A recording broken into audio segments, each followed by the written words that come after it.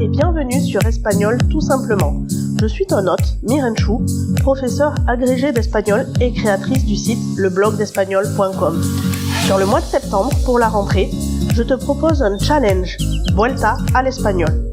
Je publierai un épisode de podcast par jour pour t'aider à lancer ou à relancer ton apprentissage de l'espagnol pour la rentrée. ¿Listo? Vamos!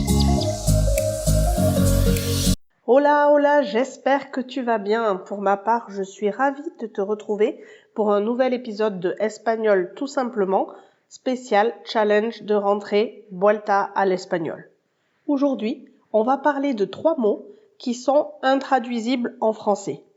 Ils représentent des aspects uniques de la culture espagnole et c'est souvent difficile de trouver un équivalent exact. Prêt? C'est parti!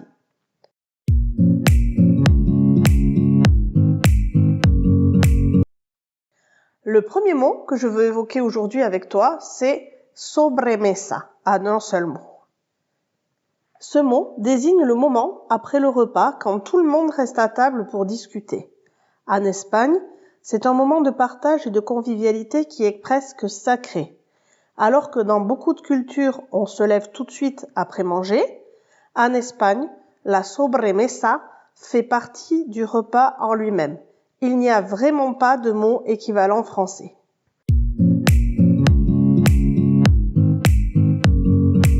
Le deuxième mot que je veux évoquer avec toi aujourd'hui, c'est botellón, avec un accent sur le dernier O.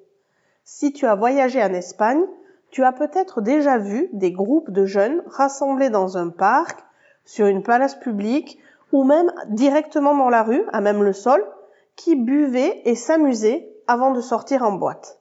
Eh bien, le botellón, c'est ça. Cela fait partie de la vie nocturne espagnole, surtout chez les jeunes, et il n'y a pas de traduction directe en français pour ce phénomène.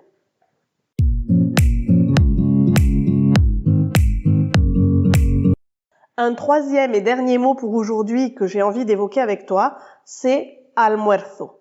En espagnol, el almuerzo fait référence à un repas qui se situe entre le petit déjeuner et le déjeuner traditionnel. Ça pourrait presque être une sorte de brunch, mais ça dépend vraiment de la région. En Espagne, l'almuerzo, c'est un repas rapide, souvent pris au travail ou à l'école ou dans un bar à côté du travail. Et ce mot n'a pas de traduction précise en français, puisqu'il n'a pas d'équivalent exact pour ce moment de la journée. En France, on déjeune entre 6 et 8 heures, 9 heures pour les plus tardifs, et on déjeune entre 12h et 13h30, 14h pour ceux qui mangent un peu tard. En Espagne, on prend le petit déjeuner plus ou moins à la même heure qu'en France. Et par contre, le déjeuner du midi est beaucoup plus tardif. C'est à partir de 13h, voire à partir de 14h dans le sud de l'Espagne et encore plus tard en Andalousie. C'est donc normal d'avoir besoin d'une espèce de repas intermédiaire et c'est ça l'almuerzo.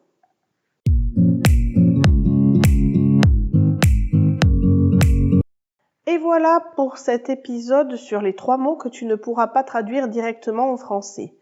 Il était court, bref, mais ce sont ces petites nuances culturelles qui rendent l'apprentissage des langues si intéressant. Alors je t'invite à venir me dire quelle expression intraduisible tu préfères. Fais-le moi savoir en attendant l'épisode de demain. Cuídate y hasta mañana.